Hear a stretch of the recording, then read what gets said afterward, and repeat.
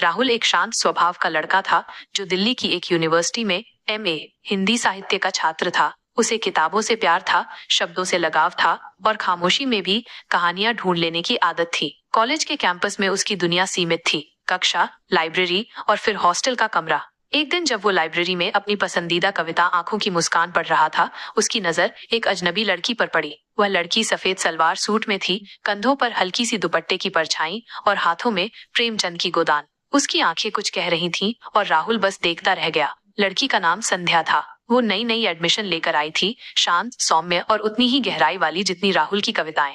राहुल ने उसे देखा और लगा जैसे कोई कविता खुद सामने आ गई हो। एक हफ्ता गुजर गया। दोनों की मुलाकातें बस लाइब्रेरी तक सीमित थीं। न कोई बात, न कोई मुस्कान, बस नजरों की हल्की टकराहट। पर इन टकराहटों में कुछ खास था। राहुल हर दिन उसका इंतजार करता और संध्या भी अब सीधे उसी मेज पर आ बैठती जहां वो बैठा होता। एक दिन राहुल ने अपनी डायरी में उसके लिए कुछ पंक्तियां लिखी। तू चुप थी, पर तुझसे बात हो जाती थी। तेरी आंखों में एक मुलाकात हो जाती थी। लेकिन कहे कैसे? शब्दों का जादूगर होते हुए भी वो एक नजर की बात को लफ्जों में नहीं बदल पा रहा था। फिर आया वसंत महोत्सव। कॉलेज में हर कोई किसी न किसी आयोजन में व्यस्त था।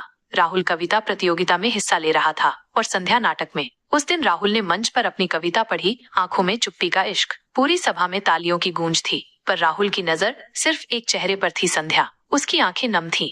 प्रतियोगिता खत्म हुई और पहली बार संध्या ने राहुल के पास आकर कहा, आपकी कविता ने मुझे मेरे अपने खामोश जज्बात याद दिला दिए। बस यही शुरुआत थी। अब दोनों की मुलाकातें किताबों से आगे बढ़कर कॉफी और टहलने तक पहुंच गई थीं। वो घंटों बातें करते, कभी गालिब के शेरों पर बहस करते तो कभी बचपन की यादों पर हंसते। पर इस कहानी में एक मोड़ तब आया जब संध्या ने एक दिन कहा, राहुल, मेरा पोस्टिंग हो गया है जयपुर, अगले महीने जाना है।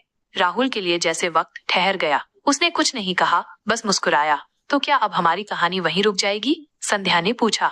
राहुल ने जवाब दिया, कहानियां अगर सच्ची थीं तो दूरी उन्हें तोड़ती नहीं, गहराती है। संध्या चली गई, पर उनकी बातचीत खतों और कविताओं के जरिए चलती रही। 2 साल बाद कॉलेज का एक और वसंत महोत्सव आया। वही मंच, वही माहौल, लेकिन इस बार राहुल दर्शकों में बैठा था और मंच पर संध्या। उसने अपनी कविता पढ़ी। उसने मुझसे कुछ कहा नहीं, पर सब कह गया। कविता खत्म हुई और उसने मंच से नीचे उतरते हुए कहा, राहुल, अब मैं यहाँ की प्रोफेसर हूँ। चलो कहानी का नया अध्याय लिखें। राहुल ने मुस्कुराते हुए जवाब दिया, हाँ, इस बार शब्दों में नहीं, साथ में जीकर।